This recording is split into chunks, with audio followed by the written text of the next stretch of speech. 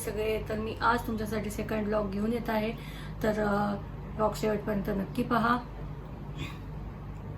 व्लॉगचा विषय असा आहे की गेले 4-5 दिवस झाले तर आपण एकच न्यूज पाहतोय की पुण्यामध्ये नसरापूर गावामध्ये जी काही घटना घडली आहे खूपच भयानक घटना आहे.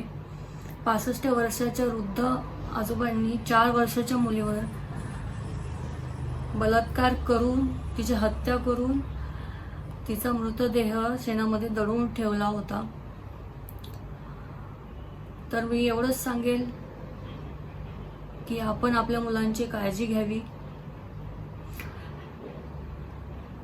या महाराष्ट्रामध्ये, या समाजामध्ये कोणीही सुरक्षित नाहीये. महिला अजिबात सुरक्षित नाहीयेत. 4 वर्षाची मुलगी असू दे किंवा वृद्ध महिला असू देत, कोणीही सुरक्षित नाही आहे. तर ह्या ज्या आजोबांनी जे काही कृत्य केले आहे हे त्यांनी काही पहिल्यांदा कृत्य केलेलं नाही आहे. त्यांनी अजून 3 वृद्ध महिलांवर त्यांनी बलात्कार केला होता. पण त्या महिलांनी समाज काय बोलेल या भीतीने काहीही बोलल्या नाहीत, लपवून ठेवलं. आणि आता ह्या 4 वर्षाच्या मुलीमुळे हे सगळं उघडकीस आलेलं आहे. तर या आरोपीला कठोरात कठोर शिक्षा व्हायला पाहिजे,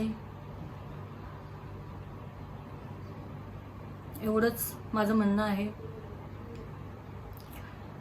तर गाईज, ब्लॉग तुम्हाला आवडला तर कमेंटमध्ये मला नक्की सांगा.